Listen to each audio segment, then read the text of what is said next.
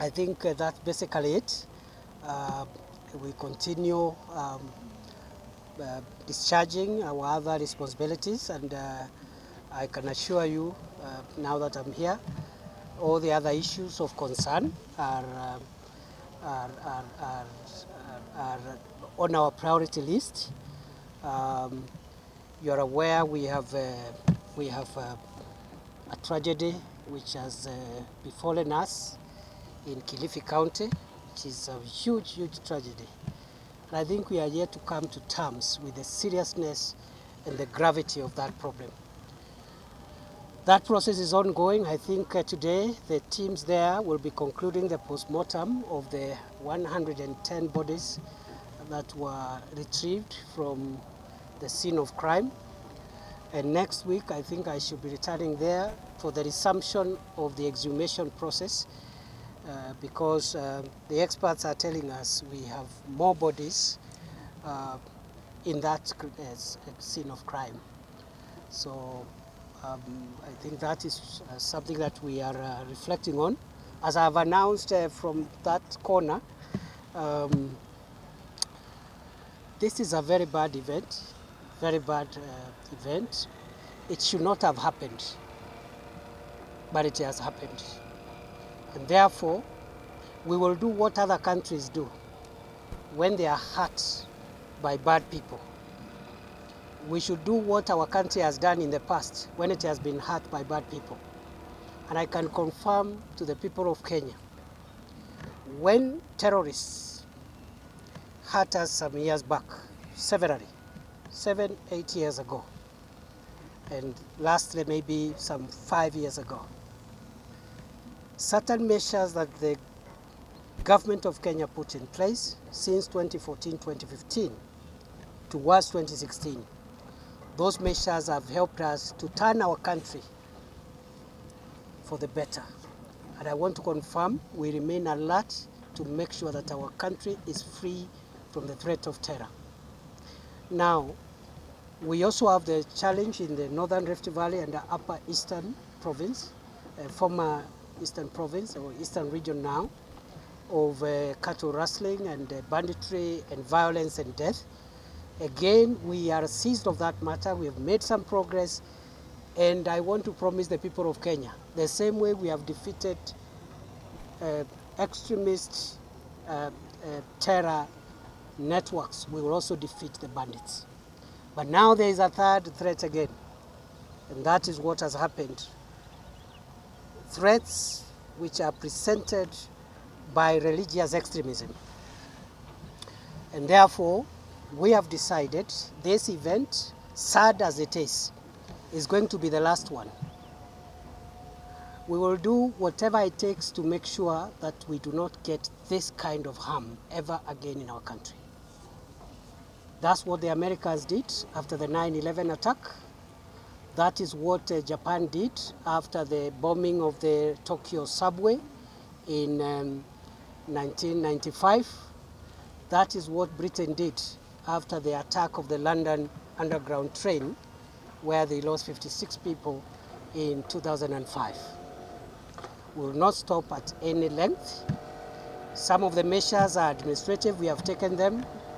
We have removed all those people who were in that area of responsibility, not because we are condemning them, but we are asking them to stay out so that first we can establish what happened. Number two, we have decided that there must be accountability.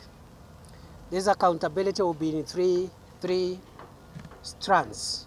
The first strand is we must ensure we punish all those who did what they did.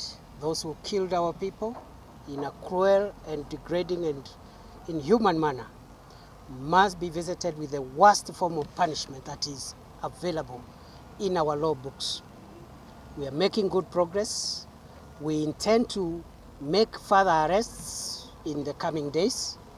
We have zeroed in on second and third tier collaborators to the main perpetrators of the Shakhahola massacre, and we will punish them.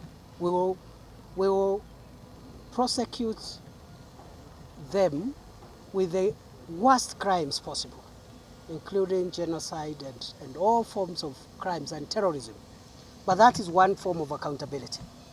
The next form of accountability, as you are aware today, the President has established a commission of inquiry and appointed a high-level judicial inquiry which will look at that Shakhahola incident and assist us in putting together the evidentiary and circumstantial material that can help the DPP net a few more people and help him in investigating and getting accountability of a few more people.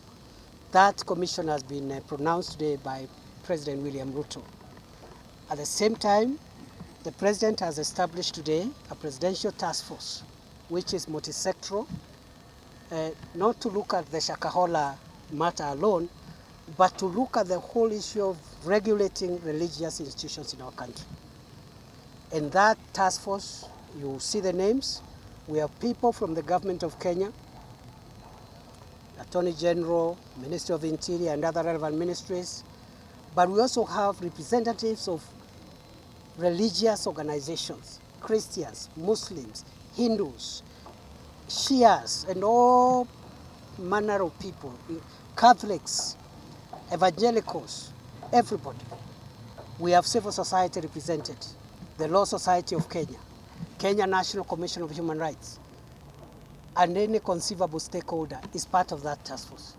They must come with a framework of the policy our country is going to adopt and the regulations, including legislative proposals of what we need to do to make sure people waving Bibles and Korans do not come and commit these kind of crimes in the name of God. People don't hide under the constitutional right of freedom of worship to kill other people and to commit international crimes. And I know there is going to be a bit of flack and resistance. I want to assure the people of Kenya, as the minister responsible for public safety, it doesn't matter the resistance we get. It doesn't matter who is opposed to reining in on rogue clergy and rogue people hiding under religion. So we hope that task force will do a good job. We must bite the bullet as a country. And those who are threatening us that they know God more than the rest of us, they should know God. We all know God to some level, and nobody has a patent or copyright on God.